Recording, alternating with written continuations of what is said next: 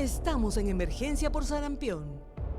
Es una enfermedad altamente contagiosa que puede causar complicaciones graves e incluso la muerte en niñas y niños no vacunados.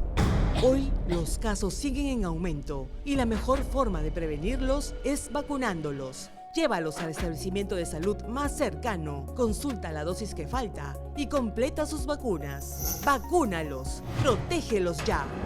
Gobierno del Perú.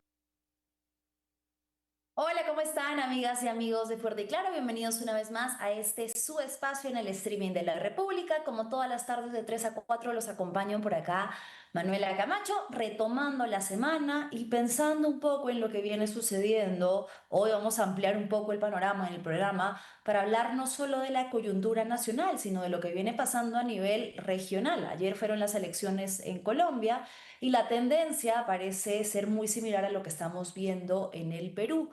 No solo porque hay una diferencia demasiado estrecha, casi simétrica, mitad del país que vota distinto por un candidato con una ideología opuesta al del otro o la otra candidata, sino también porque, según todo parece indicar, nuevamente en este escenario, también se implicaría el retorno de la ultraderecha a el gobierno colombiano. Vamos a hablar de eso un poco más adelante. He podido estar muy de cerca con la cobertura de medios colombianos. Vamos a poder indagar un poco más a profundidad. Pero antes de eso, como les decía, tenemos que partir hablando de lo que viene sucediendo en nuestro país, en el Perú. Antes de hablar sobre en qué van los resultados electorales, increíble que una semana después, varios días, no más de una semana después, todavía no tengamos resultados claros, a diferencia, por ejemplo, de Colombia, que ya tiene un preconteo bastante acertado y que en poco tiempo va a tener resultados definidos por los jueces electorales. Pero bueno, para hablar de eso un poquito más adelante, partamos de un tema que ya habíamos abordado la semana pasada: el famoso viaje de nuestro actual presidente por accidente, el señor José Balcázar, al Vaticano. Aquí ya habíamos hablado con diversos periodistas sobre la sorpresiva inclusión de la figura de una primera dama que nadie conocía, que no ocupa ningún cargo formal dentro del Estado y que había sido, según señalaba, por ejemplo, Carlos Viguria de IDL Radio, la gestora detrás de todo este viaje. Pues resulta que el fin de semana, gracias a un reportaje de Cuarto Poder y a registro fotográfico del viaje, nos enteramos que también acudieron las hijas del señor Balcázar. Está ahí la fotografía para que usted la pueda ver.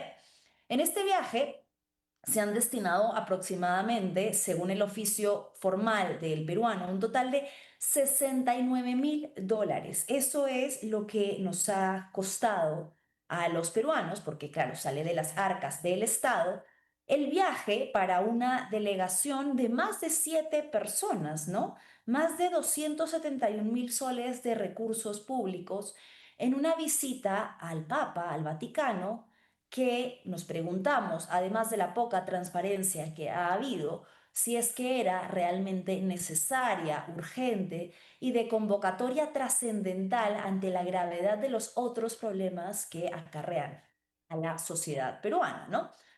Habían varios problemas relacionados con este viaje y que empezaban a disparar por todos lados las alertas sobre cómo se llevó a cabo, ¿no? Primero, lo que les decía, la inclusión de Blancanelli Quirós, que prácticamente fue quien orquestó todo el viaje y que de hecho ya hay conocimiento de que tuvo injerencia directa en la organización de esta comisión. Se presentó en el Ministerio de Relaciones Exteriores para reunirse con el subdirector de privilegios e inmunidades y participar de la organización de esta comitiva, que hizo también durante esta reunión, pues incluir a sus dos hijas dentro del grupo que iba a estar cerca a el Papa. Se supone que hay un límite máximo de personas que pueden acudir a esta visita. El protocolo usual contempla a 10 personas. Sin embargo, qué lindo. Los peruanos, resaltando nosotros, por sacarle la vuelta a la norma, por no cumplir con lo establecido y finalmente la delegación traspasó esa cantidad de personas. Estaba conformada por 13 personas que incluyeron a las hijas de Balcázar. Esto, por supuesto, que no tiene ningún tipo de sustento. Si el presidente quería viajar y su esposa quiso aprovechar que la presidencia le cayó del cielo para conocer al Papa, uno, jamás debió hacerse con los recursos públicos de todos los peruanos, y dos, no tenían por qué incluir en la visita a sus hijas, que no ocupan ningún tipo de cargo de relevancia, que podían, si querían verlo como cualquier ciudadano y cualquier civil, esperarlo afuera en las calles y saludarlo de lejos. No es posible hacer uso de un cargo en el Estado que le ha sido otorgado, bueno, de una manera muy de suerte, ¿no? Porque no ha sido elegido democráticamente. El señor Balcázar nadie lo eligió, finalmente entró en reemplazo del señor José Gerí, pero está ocupando el cargo para beneficio personal y familiar. Había un segundo punto importante que era el tema de la cobertura. Todo este tipo de viajes, todo viaje de la presidencia que implique uso de recursos del Estado, tiene que tener transparencia. ¿Qué quiere decir esto? Que a lo largo del trayecto nosotros como ciudadanos deberíamos haber podido tener acceso milimétricamente a cada una de las visitas que tuvo el señor Balcázar. Sin embargo, pasaban los días y no había ni foto, ni registro, ni data en la agenda que debe ser pública del presidente. No hubo ningún tipo de convocatoria a medios y solamente llegó un fotógrafo oficial que empezó a publicar las imágenes después de que se hiciera ya mucho ruido en los medios porque no se sabía nada del viaje. Luego hubo un tema con la fecha, ¿no? El señor Balcázar mintió al señalar que originalmente no iba a viajar el 15 de junio. Esto debido, en teoría, a que habían diversas convocatorias de marchas a nivel nacional precisamente por el momento electoral en el que nos encontramos. ¿Qué dijo Balcázar? Que en vista de eso y del cargo que ocupaba iba a esperar y no iba a viajar el 15 de junio, lo iba a postergar, pero finalmente sí lo hizo. No avisó a nadie, no hubo ningún tipo de anuncio formal, simplemente la ciudadanía y por supuesto la prensa se enteró que había viajado el 15 de junio.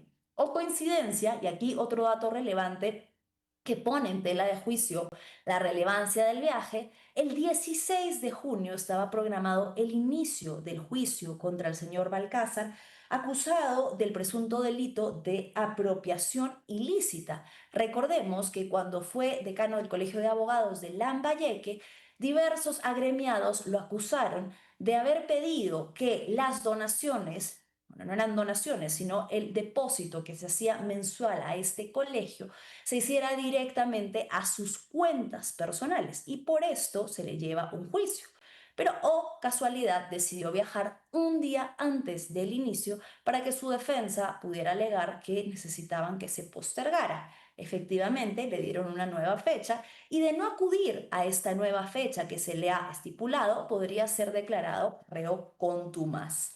Y el cuarto punto importante dentro de todas las dudas que surgen con respecto a este viaje tiene que ver con los acuerdos que se firmaron para autorizar el permiso. Recordemos que el presidente, la presidenta en funciones, no puede viajar si no es porque el Congreso lo autoriza.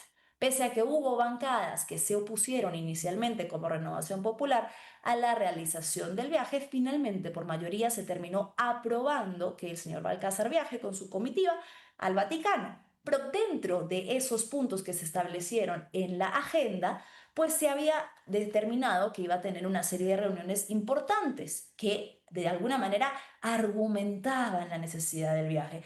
Una de ellas en concreto la reunión en la OCDE con el secretario general que nunca se dio y que en paralelo, mientras que se canceló, el señor Balcázar estaba atendiendo compromisos familiares en Italia. Muy lindo el tour familiar, muy linda la unión familiar, el paseo, el Eurotrip, pero no se pasen, no con recursos del Estado, no con recursos de todos los peruanos, no para que las hijas puedan ir a saludar al Papa. De eso no se trata y de eso creo que la población está cansada. Bueno, de esto, cuando sepamos un poco más sobre la rendición de cuentas, vamos a poder ver exactamente dónde se alojaron y si es que realmente, como ha señalado autoridades cercanas al señor Balcázar, en el caso de las hijas no se hizo uso de recursos públicos, porque en el caso de su esposa sí, ya está comprobado, se pagó su pasaje con arcas del Estado. Pero bueno, ese es un tema que está por desarrollarse, ¿no? A medida que empecemos a tener mayor transparencia sobre cómo se utilizaron los recursos aprobados para el viaje.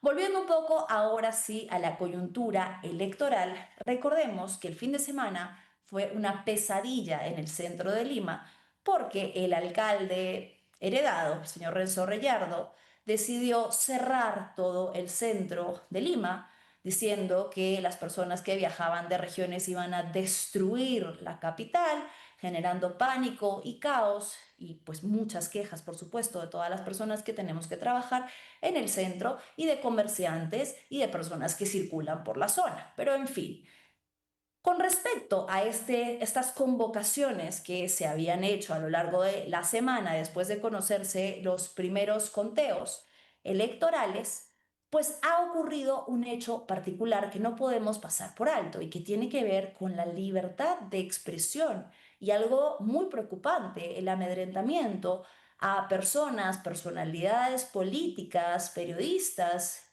y a cualquier tipo de ciudadano que se haya expresado con respecto a estas movilizaciones. Resulta que el procurador Moisés Vega de la Cruz ha solicitado el inicio de una investigación preliminar a la Fiscalía contra 9 personas. ¿Cuál es el delito del que están siendo acusadas o del que se le pide que sean acusadas? La presunta comisión del delito de perturbación de la tranquilidad pública en agravio del Estado. Lo que se sabe hasta el momento, que son generalidades encontradas dentro del documento que ustedes están viendo, es que la imputación es bastante genérica por el momento, ¿no? Habla de un presunto asusamiento. ¿A qué se refiere el procurador? Básicamente, a estas expresiones que las personas mencionadas en esta denuncia han dado en espacios públicos o en medios de prensa, respaldando la movilización social. ¿Qué dice, antes de darle pase al doctor Hernando Ceballos, que va a hablar precisamente de esta imputación en la que está siendo involucrado? ¿Qué dice el artículo 315A del Código Penal sobre este delito del que se les está imputando? El que perturba gravemente la paz pública usando cualquier medio razonable capaz de producir alarma. Pero ojo, hay ciertos supuestos o elementos que se tienen que configurar para que se pueda establecer este delito: reunión tumultaria, actos que alerten contra la integridad, que atenten contra la integridad física de personas mediante violencia, nexo casual directo entre la convocatoria y los actos violentos. ¿Hay configuración de este delito? Probablemente no, recordando también que en la Constitución está amparado el libre derecho a la manifestación pacífica. Lo más preocupante es que probablemente el procurador sepa que esta denuncia no va a prosperar. La pregunta que nos hacemos es entonces, ¿qué hay detrás de esta iniciativa? ¿Qué mensaje es el que buscan mandar y que resulta muy preocupante en una situación previa al ingreso de un gobierno autoritario? Estamos ya conectados con Hernando Ceballos, quien ha sido exministro de Salud y es vocero del equipo técnico de Juntos por el Perú. Doctor Ceballos, ¿cómo está? Gracias por estar aquí en Fuerte y Claro. Muy buenas tardes y muchas gracias por la comunicación en un tema que sí consideramos que tiene una enorme relevancia en la coyuntura que tenemos en nuestro país. Así que a su disposición.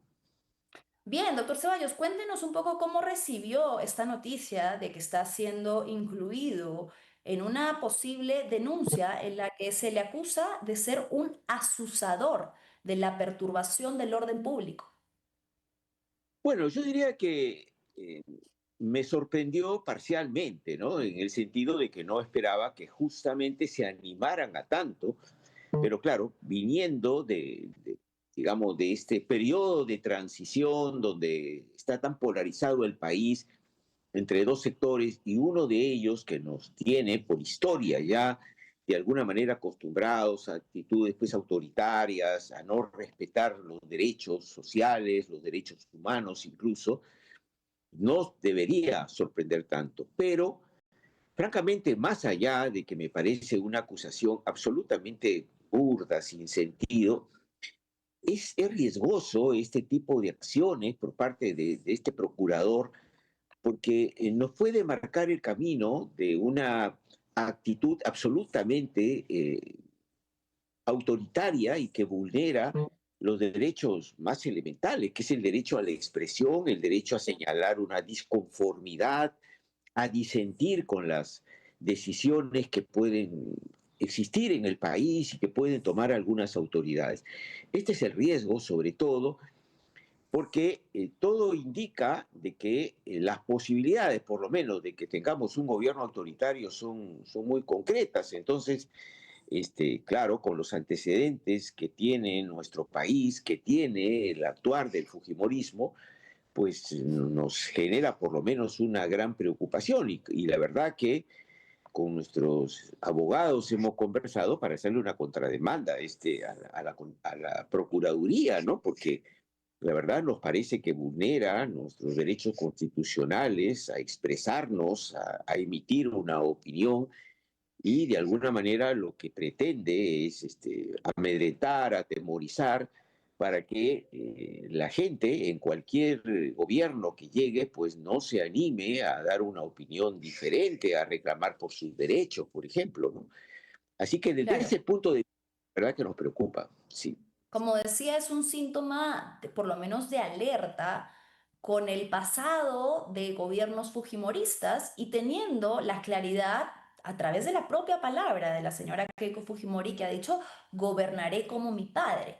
¿Qué hizo su padre de manera probada? Perseguir, torturar, encarcelar, secuestrar a opositores. Y esto es algo muy preocupante. Yo le quiero hablar en particular de una diferencia en el discurso y que creo que es un espejo necesario para analizar este caso, y es el caso de Rafael López Aliaga. Estuve analizando un poco las palabras que utilizaba posterior a la primera vuelta, ¿no? Y él dijo el 17 de mayo ante el Jurado Nacional de Elecciones, se ha consumado el golpe de Estado. Tenemos derecho a rebelarnos, tenemos derecho a insurgir.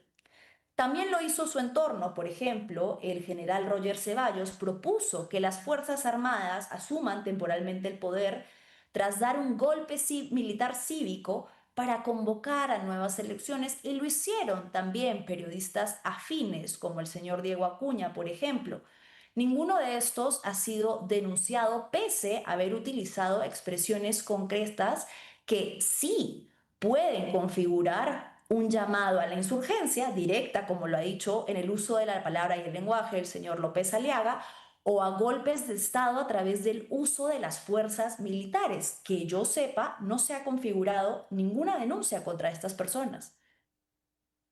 No, efectivamente, y hoy justamente tuve acceso a al expediente que de alguna manera fundamenta el que el procurador pueda haber planteado esta demanda penal.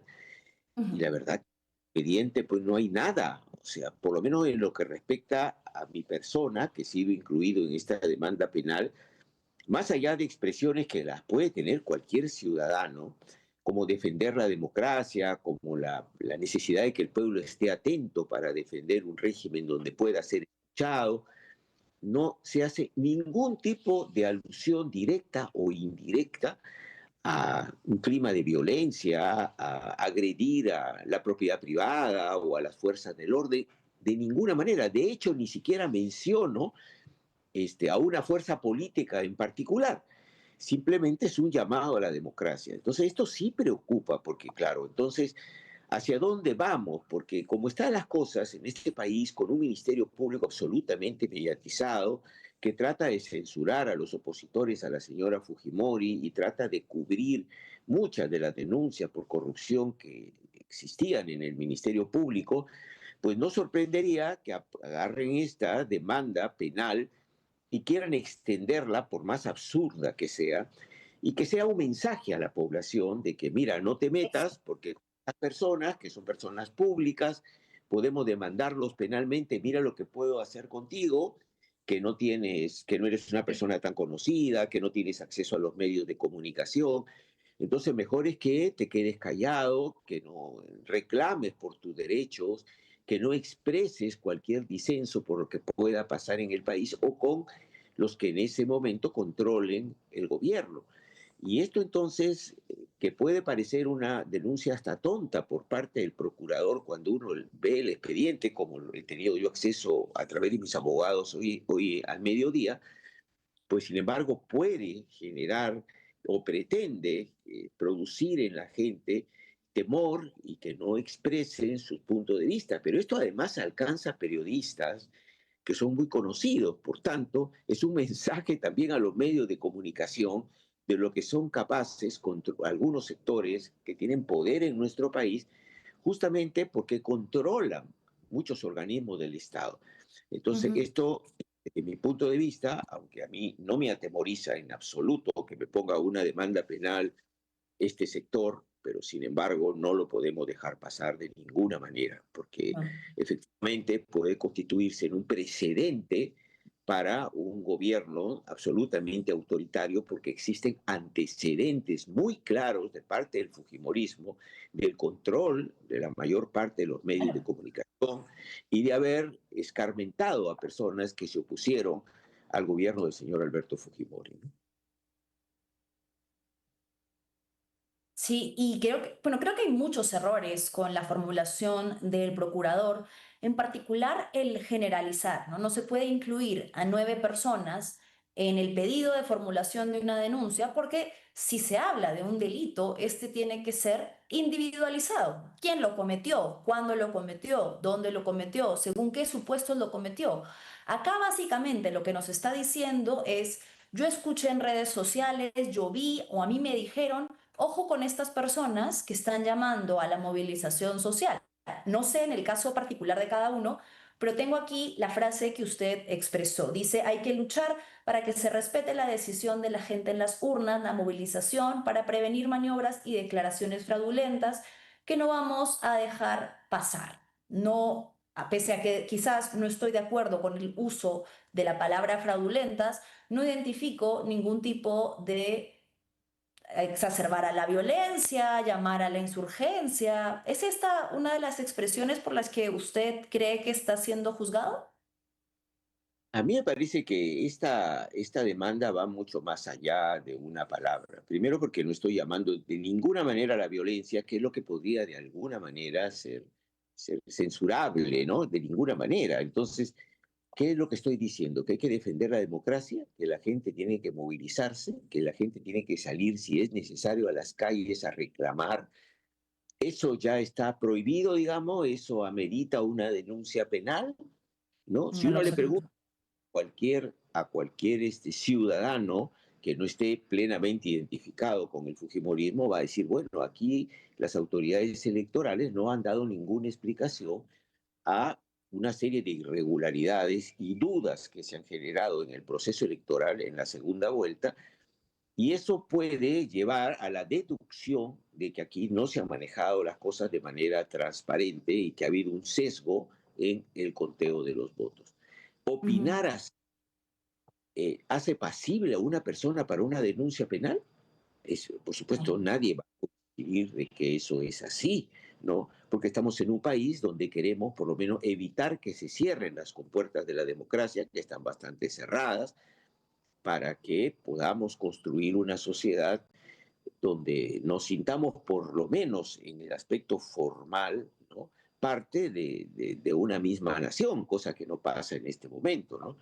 Ujú. Pero bueno, en un país donde han asesinado a 50 personas de manera impune, no hay una sola persona detenida, Mm. como pasó en 2022-2023 durante el gobierno de la señora Boluarte, y que el grupo que controla el Congreso miró para otro lado y permitió que esta impunidad se mantenga hasta ahora, no debería sorprender que a alguien que opina ahora en una coyuntura tan polarizada sobre el proceso electoral, planteando sus dudas, sus observaciones, pues sea tratado de silenciar de cualquier manera, ¿no? Pero creando un precedente, y esto es lo riesgoso, un precedente que no debe dejarse pasar. Porque si ahora hacen esto por dar una opinión, el día de mañana pues van a sentirse con la autoridad de salir a la calle, de reprimir a la gente, de golpearla y de cualquiera que opine sobre un tema específico que no le gusta al gobierno, pues pueda ser denunciado penalmente, ¿no? Y eso sí Claro. nos lleva a un gobierno no solo autoritario, sino nos llevaría a una dictadura que no queremos nosotros en nuestro país, ¿no? Doctor, le hago una pregunta que surge como una duda legítima y desde alguien que además tiene claro que va a hacer periodismo fiscalizador y de oposición en un posible gobierno de Keiko Fujimori. ¿Dónde marca Juntos por el Perú la distancia o la diferencia con las actitudes de, por ejemplo, Renovación Popular o Fuerza Popular, cuando ellos también han alegado fraude? Porque ustedes acaban de presentar una denuncia constitucional, de hecho, contra el canciller Carlos Pareja, y la acusación principal es de fraude. ¿Está el doctor o ha tenido un problema técnico, me informan? Vamos a tratar de reconectar, por favor, con el doctor Ceballos. Mientras tanto, voy a hablar de justo esta pregunta que tenía para hacerle. Juntos por el Perú acaba de presentar una denuncia constitucional contra el canciller Carlos Pareja, acusándolo del presunto delito de fraude, ¿no? Francamente, no parece haber claridad en la columna vertebral de esta acusación que está presentando Juntos por el Perú. Menciona a 14 hechos o puntos diferentes para constituir esta acusación contra el canciller Carlos Pareja. Y lo que pretende con esto es básicamente cuestionar la legitimidad de los votos del extranjero, ¿no? Hablando sobre, en particular, la precisión del cambio del manejo de las actas del exterior, que dejarán de ser electrónicas a físicas en la segunda vuelta. ¿Ya está el doctor Ceballos? Sí, doctor, ya Sí, retornó. Ya, le vuelvo a hacer la pregunta, doctor. Yo le sí. decía que quisiera saber dónde marca Juntos por el Perú la línea de diferenciarse de otros grupos políticos que han gritado fraude en nuestra historia reciente, con actitudes antidemocráticas, y la opinión que le merece la denuncia, ¿no?, que han presentado de manera constitucional contra el canciller Carlos Pareja, que tiene una acusación puntual de fraude. Juntos por el Perú, entonces, ahora sí, de manera formal, alude a la posible existencia de un fraude. ¿Tienen evidencia suficiente para presentar esta alegación? ¿Qué le parece a usted o por qué se diferencia de lo que hemos visto, por ejemplo, de Keiko Fujimori o de Rafael López Aliaga en el pasado? Bueno, en primer lugar, lo que hicieron en el 2021 fue acosar durante qué sé yo, 2 años, o año y medio, perdón, desde que asumió el presidente Castillo hasta que fue sacado del gobierno, pues permanentemente ellos adujeron que había un fraude, pero no pudieron presentar ni una sola prueba seria al respecto, pero ni siquiera pruebas, ni siquiera indicios serios en relación con una probable denuncia una probable ocurrencia de un fraude. Y sin embargo se fueron hasta los organismos internacionales a presentar esta denuncia.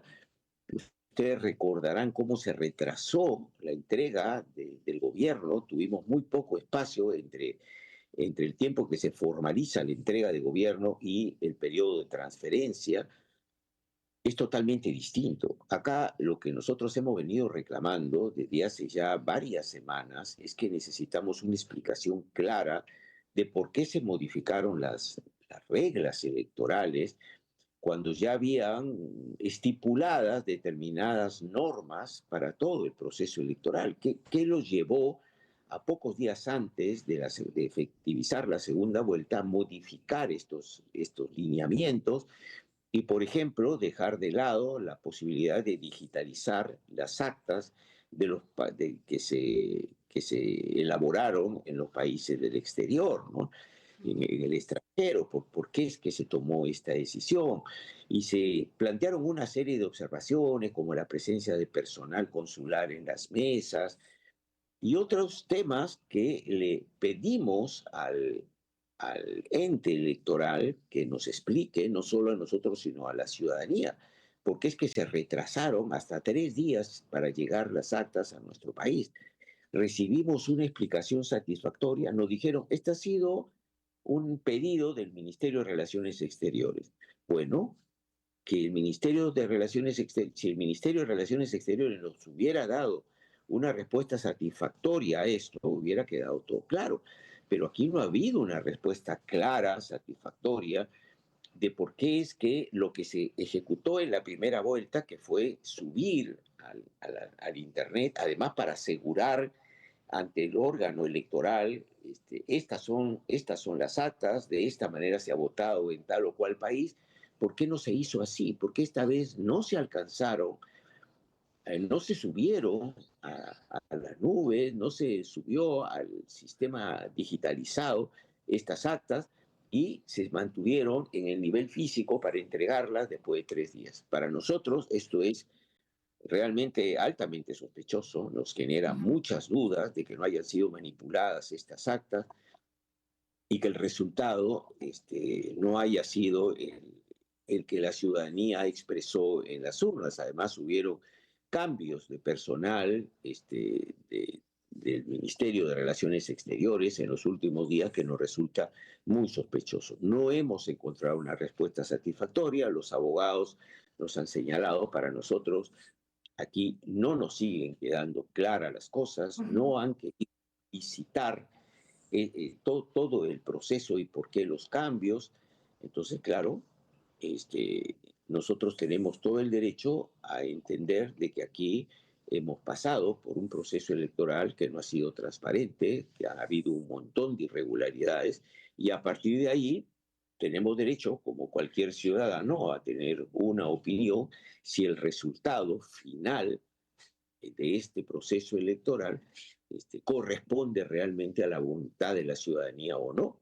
Le llamemos Claro, como le llamemos, proceso que nos entiendo. parece puede ser fraudulento o no, es un tema de terminología, pero lo que sí es La que terminología importa, doctor. No podemos alegar un fraude pero nuevamente sin no, no, suficiente evidencia para hacerlo.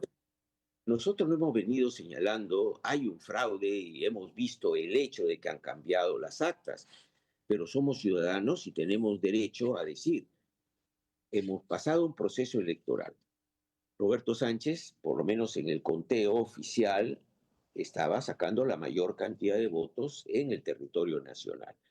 Esto se ha dado vuelta con las actas que vienen del exterior. Bueno, queremos saber si el traslado de esas actas, el manejo de esas actas ha sido transparente o no ha sido transparente, y si se han modificado las normas del proceso, los lineamientos, normas que ya estaban en todo caso ya diseñadas, ¿por qué se hizo? O sea, A ¿qué ver, vamos a hacer? No vamos a decir nada, claro, vamos a decir, no, de ninguna forma ha habido fraude, ¿estamos seguros que no ha habido fraude? Esa es la otra pregunta. Yo lo diría de otra manera.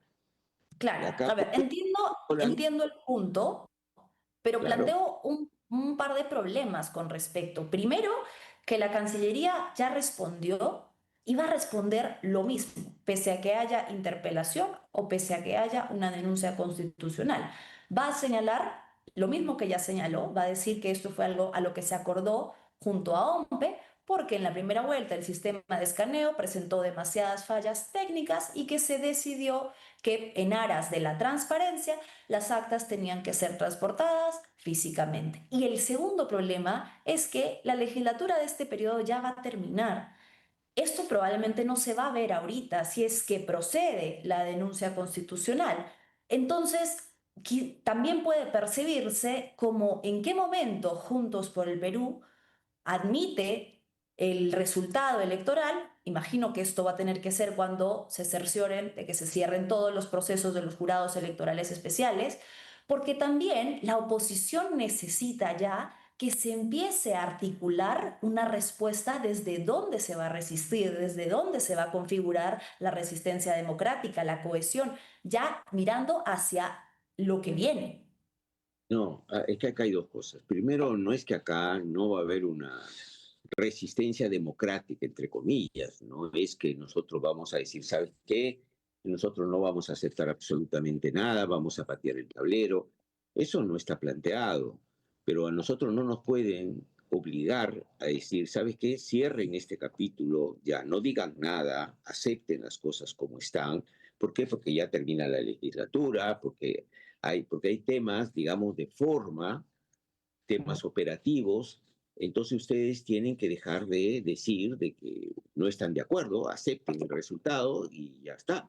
No nos pueden obligar a eso. Nosotros como tenemos todo el derecho ciudadano de decir, está bien, nosotros no vamos a ir y ocupar el Jurado Nacional de Elecciones, no vamos a hacer ningún desmán de ese tipo, pero acá no nos van a obligar a decir, ¿sabes qué?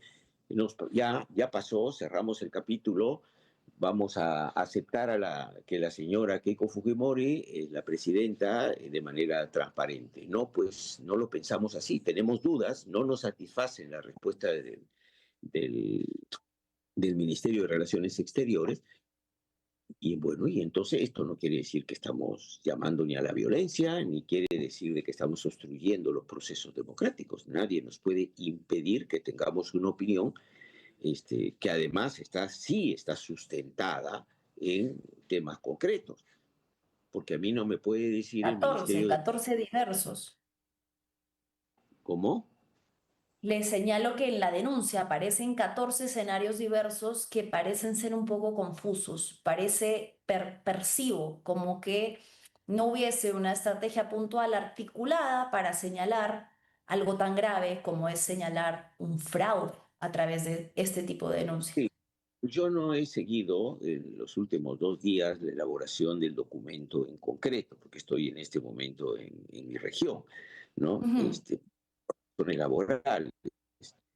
Pero sí le puedo decir de que la sensación que tienen millones de peruanos es que no ha habido una razón clara por las cuales se ha Correcto. manejado de esa manera el conteo de los votos. Y le digo una cosa concreta. Si hubieron problemas operativos, vamos a ponernos en el supuesto, en subir digitalmente los resultados y alcanzárselos a la OMPE, eso no impedía que físicamente no llegaran las actas al Perú. No era una cosa u otra, ¿no?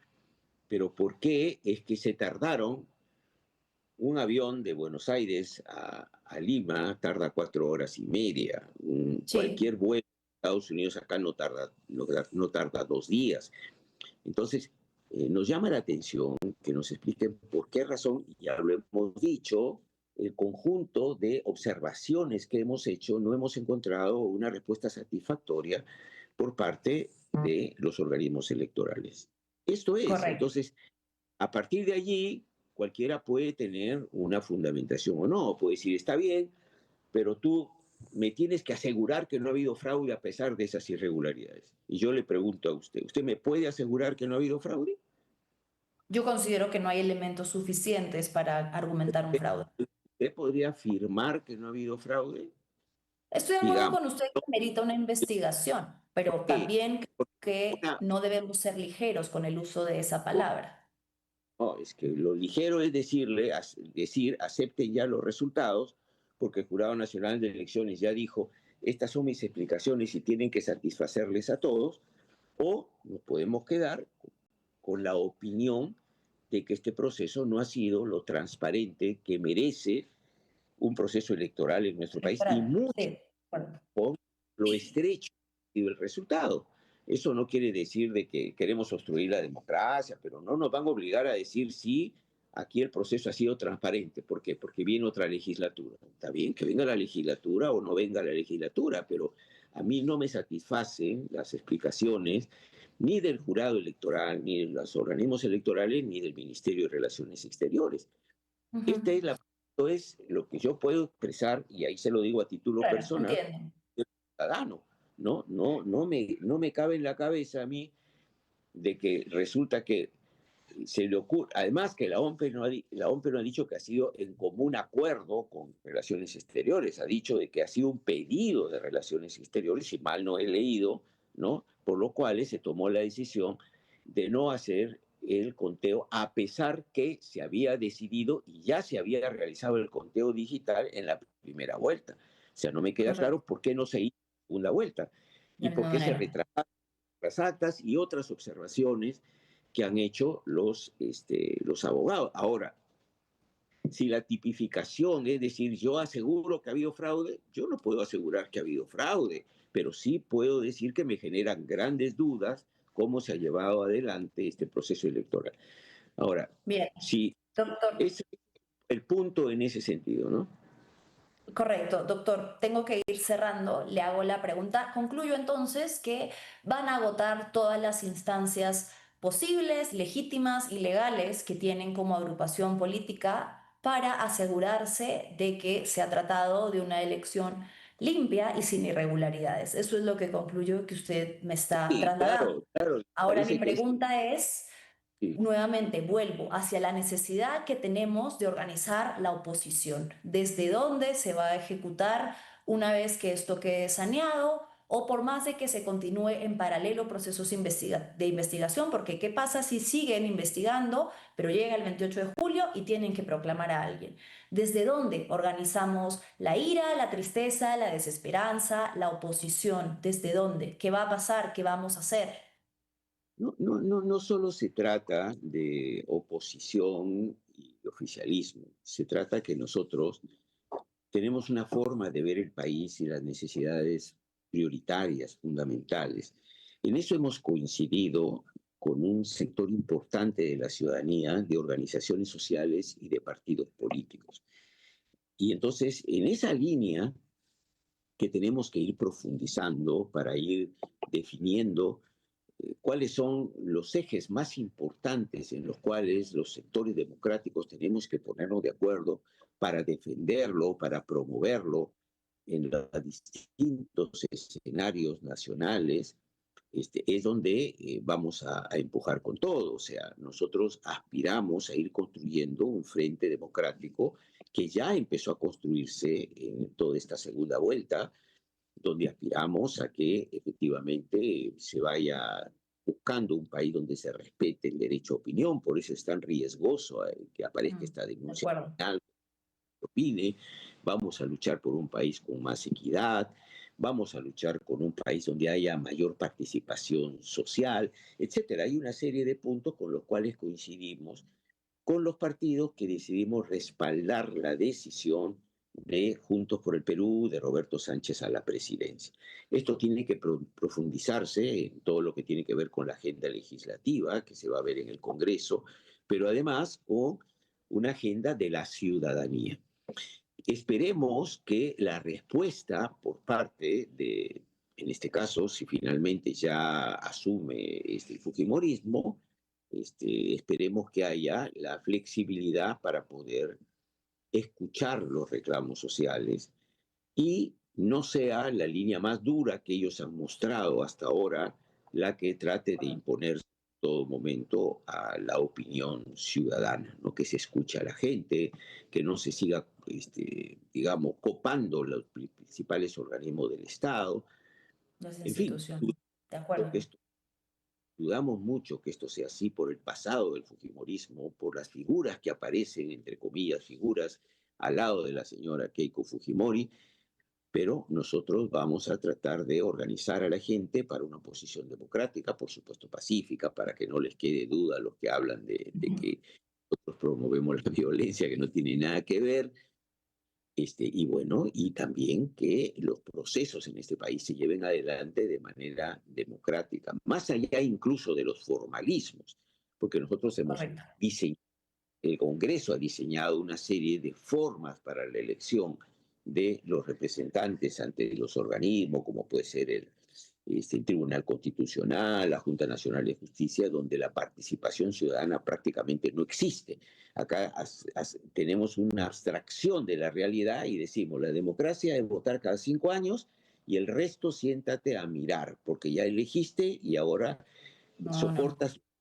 No hay una forma de fiscalización real en que la gente pueda participar también en los procesos de su representante, una forma de democracia más directa, verdaderamente participativa. Entonces vamos a pelear también por esto para que tengamos un país más cerca a la gente, más democrático. No queremos un país donde veamos esa oscuridad que sentimos durante el fujimorismo y que nos dimos cuenta después que se habían vulnerado un montón de derechos a cambio de prebendas, a cambio de silenciar a mucha gente, a cambio de comprar muchas conciencias. Entonces, en ese camino queremos construir la unidad de los distintos. Por eso es que yo le decía Vamos cerrando, por favor, doctor. que en el tema de lo que ha pasado en el proceso electoral, claro, yo no puedo decir, este es el hecho, por favor, yo he visto que cambian actas, pero sí salimos de un proceso electoral donde no nos sentimos satisfechos y esperemos que esto no pase más en el país. Está bien, le agradezco mucho por su tiempo. Espero que esa supuesta denuncia, bueno, no prospere, pero más allá de eso, que haya reflexión en cuanto a lo que implica un intento de amedrentamiento y de persecución política como este, que claramente lo decimos, no se ha visto con expresiones más violentas desde otros partidos políticos. Gracias, doctor Ceballos, por su tiempo. Estaremos en contacto. Gracias a ustedes, muy amables. Bien, y voy a pasar, vamos a ir con un breve video y paso inmediatamente al siguiente tema. Eres mundialero si te gusta jugar cada partido antes de que empiece. Por eso vuelve la Polla Libero. Conéctate todos los días, pronostica resultados, suma puntos y gana premios. Si eres mundialero, tienes que estar en Libero.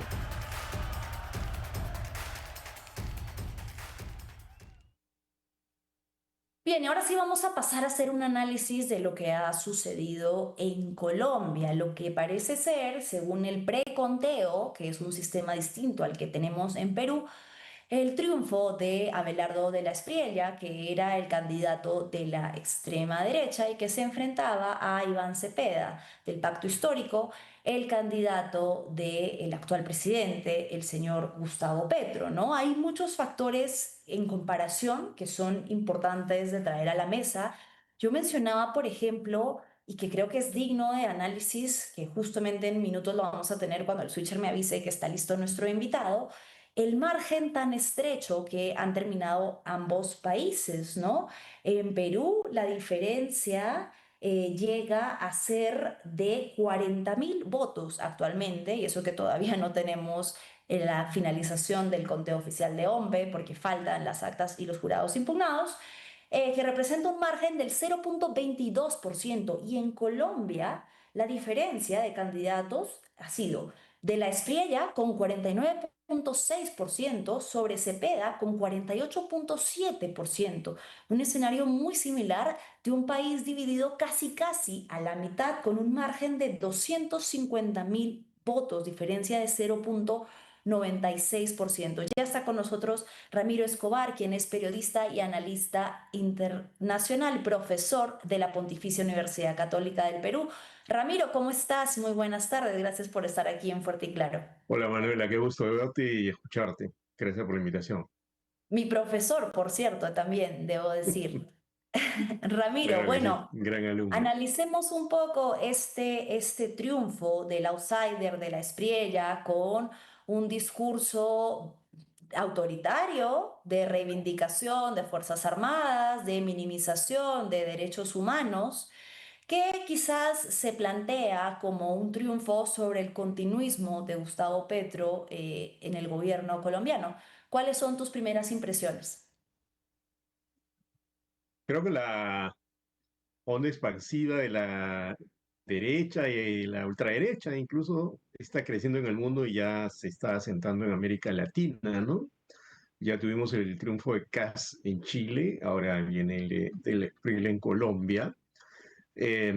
Creo que, o siento, que hay algo que se está moviendo en la atmósfera política y social que hace que la gente sea proclive a votar por este tipo de candidatos ásperos, autoritarios, amenazantes, incluso todo lo que ha dicho de la Espriella en la campaña. Vamos a ver si lo pone en práctica. En el discurso de anoche, el discurso triunfal, ha dicho que no, que ahora ya es el momento de la unión, que ya pasó la campaña, pero estamos frente a esa típica situación en la cual se dice algo en campaña y después supuestamente se hace otra cosa. Pero digamos ahora, desde el punto de vista de alguien que no solo hizo promesas, sino que literalmente amenazó en campaña severamente a los otros candidatos y ahora dice que no lo va a hacer, pero en el discurso de anoche también dijo que cuidado Cepeda con que agite las calles. O sea, se están perdiendo las formas que en el fondo son el fondo. ¿Ya? Es decir, Sí, uno entra a política para competir y si, como dice, o como decía Atahualpa, uso de la guerra son vencer y ser vencidos, entonces tiene que asumirlo así, ¿no? De parte de los dos candidatos. Pero si uno no quiere reconocer, yo creo que Cepeda sí lo va a hacer al final, tal vez Petro no, el presidente, pero tampoco el Espriella se puede poner en el plan de amenazar a Cepeda con que no proteste, que es casi lo que le ha dicho, ¿no? sí, no solo eso, sino que tú has hecho hincapié en un punto muy importante que a mí me sorprende mucho, que la mitad del electorado, bueno, no sé si debería sorprenderme, pero ha elegido a una persona con discursos abiertamente amenazantes. Ha dicho que va a destirpar a la oposición y ha dicho que Así van a es. poder encontrar en bolsas de basura a quienes se atrevan a alterar el orden público y protestar. Y sin embargo, hay personas que todavía siguen apostando por discursos, y en eso se asemeja mucho a Keiko Fujimori, que prometen el orden a través del radicalismo, a través de la violencia, y que nos traen recuerdos que no es que sean ficticios, ¿no? Sino de dictaduras que ya hemos vivido en América Latina, de las que hemos logrado salir y que de hecho también forman parte del discurso que estas personas sostienen, ¿no? Como no volver a ciertas dictaduras. Es preocupante la materia de lo que tú mencionas, la oposición, ¿no? Tanto en el caso de Keiko Fujimori como en el de la Espriella, es tener que reconocer que no los ha elegido un país en mayoría, que los ha elegido un país casi, casi que partido a la mitad. Es curioso cómo es tan similar al caso peruano, Ramiro. Sí, y en el caso colombiano, Manuela, hay un agregado adicional, ¿no? El pacto histórico, que es el frente que llevó adelante la A Pedro. candidatura de Iván Cepeda, el de Petro también, tiene mayoría parlamentaria. Exacto, sí, Incluso es más fuerte la situación allá que acá en el sentido de que la izquierda no está totalmente en el piso como alguna gente sostiene, imagino, proclama. No, no, tiene mayoría parlamentaria, lo que quiere decir que a De la Espriella le va a ser difícil gobernar, aun cuando lo que presumiblemente va a hacer es aliarse con los partidos tradicionales o partidos que ya tenían algún tiempo en la escena, como el Partido Centro Democrático y el Partido de la U, pero también con el Partido Liberal y Conservador, que estaban de bajada, pero ahora probablemente van a formar un núcleo de poder detrás de él. Y fíjate que él se ha vendido como un outsider, pero le va a pasar creo que como a Milei, ¿no? Que es un outsider que supuestamente está contra la casta, pero tiene aparte de la casta, por ejemplo, gente del partido de Macri en el gobierno, y creo que a De la Espriella le va a pasar algo similar. Y hay algo que no quisiera dejar de mencionar, Manuela, y es que en Colombia hay un recuerdo relativamente reciente de algo de la tenebroso, y guerra. era lo que se llamaban los falsos positivos. Así es. En la época del gobierno de Uribe y también en la época del gobierno Santos, ojo, ¿no? Y además que Santos fue ministro de Defensa de Uribe, los falsos positivos eran personas falsamente acusadas de ser integrantes de la FARC y literalmente asesinadas para Así que es. se demostraran logros. Ojo que esta es una investigación de Naciones Unidas incluso, pero también de la Fiscalía Colombiana. Entonces, si, por ejemplo, vuelven esos tiempos donde se empieza a victimar personas bajo acusaciones nebulosas o injustificables de pertenecer a grupos armados, entonces a, lo que va a ocurrir es que va a aumentar la espiral social colombiana, la espiral de violencia, y probablemente se produzca el efecto contrario de lo que dice buscar de la Espriella, ¿no? Y es evidentemente el programa de paz total de Petro no resultó, pero no estoy seguro y tengo serias dudas de que la fórmula que él propone para llegar a la paz, para pacificar al país, resulte, ¿no? Sí, añado un dato importante a lo que mencionas, que es muy cierto, y que es que una de las principales propuestas de la Espriella en Colombia ha sido eliminar el JEP, que es la Jurisdicción Especial para la Paz, Así es, que era así este es. organismo que de alguna manera era transversal para acercar a una Colombia, como tú dices, con una historia muy reciente de guerrillas y, ojo, de paramilitares, que son quienes han llevado a cabo estos falsos positivos, a la reconciliación, al perdón, a el aceptar haber cometido delitos gravísimos y el encontrarse incluso en audiencias públicas con víctimas que traen al debate público estos hechos tan lamentables y que de alguna manera es un paso, o era, no sabemos, probablemente era, porque ya no va a existir, un paso importante para la paz. Y recordar también en esa línea, Ramiro, que parte de la fortuna de la Espriella se creó defendiendo, siendo abogado de paramilitares acusados de masacres, de crímenes de lesa humanidad, y que de hecho le ha llevado a que un grupo de senadores, de congresistas republicanos en Estados Unidos pidan que se le investigue, ¿no? Aquí con esto quiero pasar a hablar de la Bien. relación problemática con Estados Unidos, ¿no? Algo que pasó ayer y que me sorprendió mucho, Ramiro, y te voy a preguntar sobre esto, es que los medios colombianos, sobre todo los oficialistas, decían, bueno, ya habló Donald Trump, ya puso su tweet Donald Trump, ya hizo la llamada Donald Trump, ya tenemos presidente. Y uno se preguntaba, ¿en qué momento Donald Trump, el presidente de Estados Unidos, es quien determina el triunfo de sobre un jurado especial, ¿no? Sobre una serie de jueces electorales de un país soberano, ¿no? La relación entre Trump y de la Espriella es muy cercana. Trump le dio su endoso directamente y aquí dice que está muy orgulloso de haberlo hecho. Y esto sí genera una incertidumbre sobre la relación que pueda haber a partir de este momento entre Colombia y los Estados Unidos. ¿Cómo ves tú el tema de la presencia de Donald Trump en las elecciones? Y bueno, un patrón similar que se ha denunciado con respecto al embajador de Estados Unidos, Bernie Navarro, aquí en el Perú. Mira, Manuela, los norteamericanos siempre han influido en las elecciones latinoamericanas, siempre han presionado. Lo que ocurre es que solían hacerlo de manera más sutil, ¿no? No de manera desembosada, como lo hace Trump, ¿no? Ujú. Eh, Trump lo que está haciendo desde hace varios meses, en coincidencia con un documento que publicó la Casa Blanca a fin del año pasado, que se llama Estrategia de Seguridad Nacional, es tratar de alinear a la mayoría de gobiernos de la región latinoamericana con Washington, ¿no? Insisto, esto siempre lo han hecho los presidentes norteamericanos, pero había un margen de juego siempre. Una prueba acá en el Perú es que cuando ganó el presidente Castillo recibió una felicitación de la embajada norteamericana, ¿no? Yo creo que si hubiera ganado acá Roberto Sánchez, me parece que difícilmente se hubiera producido algún post de Trump en X entusiasma, como vemos en este caso con el triunfo de la Espriella, y seguro que cuando se confirme el triunfo de Keiko Fujimori va a ser algo similar.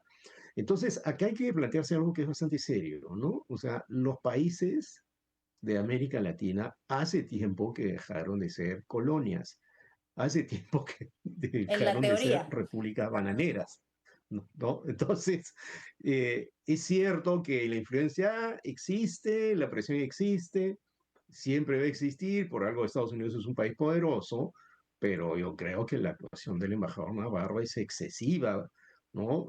¿Cómo es De esto de acuerdo. mandar un tuit prácticamente un post en X, ¿no?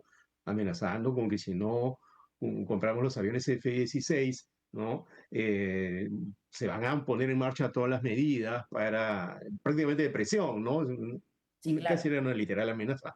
Entonces, creo que es mejor que ya sea que haya un gobierno de derecha, de izquierda, de centro, de cualquier posición, tenga una relación madura con Estados Unidos, una relación equilibrada. Se sabe que somos países periféricos de acuerdo a la teoría de las relaciones internacionales. No somos, pues, países poderosos, salvo Brasil. Incluso, ojo, Lula directamente le ha dicho a Trump que no se meta con las elecciones brasileñas, que son en octubre. Brasil es Brasil, ¿no? Pero nosotros, sin necesidad de ponernos en ese plan, digamos, de países que pueden, digamos, por utilizar un término coloquial, pechar a una potencia mundial, por lo menos tenemos que tener cierta decencia, cierta coherencia para no caer en estas actitudes sumisas, ¿no? Lo que tenemos en Venezuela ahorita es un gobierno tutelado, ¿no? Y lo que estamos viendo en otros países es francamente actitudes de los gobernantes, ¿no? O incluso de los partidarios de estos candidatos, anuentes con Trump que insulta a los migrantes, que se expresan muy mal de personas que son de otros países. O sea, ¿cómo es posible que aceptemos eso, ¿no? Y creo que eso tiene que ver con los modales de la diplomacia, que creo que es una Ujú. diplomacia áspera la de Trump, pero también con la estrategia de política exterior que debemos tener los países de la región, que debería consistir en ciertos consensos para enfrentar situaciones complicadas y una saludable autonomía frente a los poderes del mundo, ya sean China, Estados Unidos u otros poderes como Rusia, ¿no? Claro, Rusia también, por ejemplo. Me llama la atención, Ramiro, que no ha tenido el mismo endoce hasta el momento Donald Trump con Keiko. Tú decías que, bueno, que probablemente cuando se anuncie lo que ya parece ser su triunfo del sillón presidencial hacia el 28 de julio, quizás cambie esa actitud, pero a diferencia de otros candidatos, no ha endosado la candidatura de Keiko Fujimori y Donald Trump, al menos no abiertamente. Creo que si lo hubiera hecho, hubiese sido un recurso que Keiko de todas maneras hubiese utilizado. Por eso creo que no lo ha hecho ni siquiera en privado. ¿Qué crees que pueda marcar la diferencia o que todavía no haya tanta cercanía entre la candidata Fujimori y el gobierno estadounidense? Mira, yo tengo una hipótesis inicial sobre eso, ¿ya? Y es que nosotros creo que no nos estamos dando cuenta suficientemente, Manuela, de que somos una suerte de campo de disputa entre dos de los grandes colosos mundiales, que son Estados Unidos y China. China. El Ujú. puerto de Chancay, el megapuerto, le provoca escozor a Estados Unidos.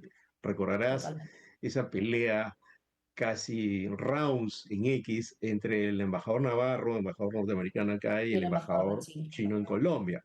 Entonces, el puerto de Chancay no es cualquier cosa, es un punto central de la estrategia de la Franja de la Ruta, que es esas grandes líneas de transmisión, digamos, terrestre o ferroviaria que tiene, o marítima incluso, que tiene China para hacer más fluido su comercio internacional. Entonces, yo tengo la impresión que han sido muy cuidadosos los norteamericanos de no provocar otro incidente de este tipo, porque saben que este es un campo de disputa con China, el Perú, y lo alucinante, si me permites el término, es que en la campaña esto casi ni se ha discutido, la política exterior ni siquiera ha sido un tema de debate, es No, sorprendente, ¿no? para nada. Entonces, me parece que por eso ha sido la cautela. Y lo otro es que tengo la impresión que ya había una señal cuando el embajador Navarro sostuvo que iba a haber un equipo de observación electoral de la embajada norteamericana, algo que yo no recuerdo que haya habido, Ujú. por lo menos en las últimas décadas, en el Perú, ¿no? Y eso es cuando menos extraño. O sea, yo creo que la presión, la intervención, ¿no? El tratar de influir se ha producido por esa manera más sutil debido a los intereses chinos acá que son bastante fuertes, ¿no? Claro, de acuerdo. Sí, es un punto importante porque moviliza gran parte de la economía y del comercio internacional. Para ir cerrando, Ramiro, ayer Sí, escuchaba ambos discursos y, por ejemplo, me pareció bastante hidalgo el discurso de Iván Cepeda, que si bien habló sobre recursos legales de impugnaciones a mesas, sus primeras palabras fueron de reconocer el conteo previo, ¿no? Que es un organismo distinto al que tenemos aquí en el Perú, que sí se hace directamente por la registraduría, no es una encuestadora. Pero bueno, ujú. sus primeras palabras son de aceptar el resultado del conteo previo y el de agradecer a todas las disidencias que le otorgaron el voto. No sé si percibes una distancia con respecto a Roberto Sánchez por ejemplo, este recurso que han presentado ahora, en el que ya ahora sí, de manera formal, utilizan la palabra fraude. Mira, yo creo que la calidad personal e intelectual de Iván Cepeda eh, hace de él un personaje cauto, un personaje inteligente, un personaje que en una circunstancia así guarda la compostura.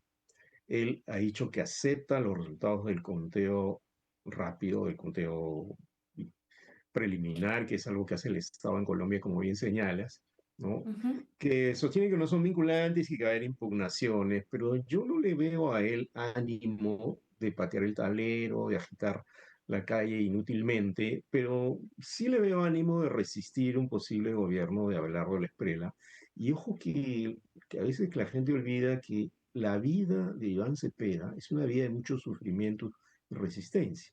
Su padre asesinado, él tuvo un enfrentamiento con el expresidente Uribe, del cual él, en cierto modo, salió ganando y fortalecido políticamente. Es un tipo bastante decente, ¿no? Entonces, no lo veo en un plan fraudista, pongamos ese término, si no tiene argumentos para presentar una acusación de ese tipo. Y yo creo que acá Roberto Sánchez y no sé, todos juntos por el Perú, las personas que lo acompañan deberían ya estar procesando el momento. Yo sé, y fíjate, no quisiera dejar de decirlo, ¿no? Que en cierto modo la cancha en el Perú estaba inclinada desde que comenzó todo el proceso, la existencia de 35 candidatos, la dispersión del voto, la negación de las primarias abiertas, simultáneas y obligatorias, todo estaba configurado para que de alguna Todo. manera gane Keiko Fujimori o algún candidato de la derecha o López Aliaga. Ok, pero en el momento que se aceptan las reglas, ¿no? Ya se va a la competencia y se tiene que aceptar el resultado de la competencia. Entonces, creo que estirar demasiado el argumento del fraude, cuando cada vez que se revisan los argumentos son más endebles, no es muy inteligente y no es muy saludable para la estabilidad social y política en el Perú. Y no lo sería tampoco en Colombia. Lo que sí va a pasar, y esto es algo que creo que es importante tener en cuenta, es que estos candidatos de derecha o de extrema derecha, o los candidatos de derecha que salen del closet, como Rodrigo Paz en Bolivia, que entra con el Partido Demócrata Cristiano, pero después se convierte en un presidente súper a la derecha, habiendo ganado con votos de la izquierda en parte, creo que tiene que saber que los movimientos sociales, incluso no diría los partidos de izquierda exactamente, sino la gente que quiere cambios sociales, la gente que puede estar vinculada a un movimiento de izquierda o no, no es poca. Como tú señalabas hace un rato, como lo comentábamos, no han sido olas así que han tapado a las personas que votan por el otro candidato. No ha sido así, han ganado por muy poco. Entonces tiene que tener en cuenta ese dato social. De la Espriella tendría que hacer un gobierno de mínimo consenso y dejar de lado las amenazas. Y lo mismo Keiko Fujimori. Porque si no, tristemente lo que puede ocurrir es que haya una espiral de turbulencias sociales que hagan ingobernables a nuestros países y que al final terminen afectando la vida concreta de la población.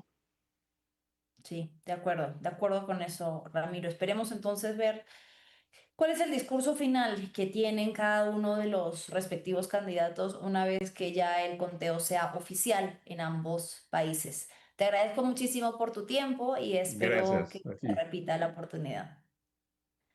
Ha Hasta pronto. sido Ramiro. Chao, querido. Ha sido Ramiro Escobar, quien es periodista, analista internacional y profesor de la Pontificia Universidad Católica del Perú.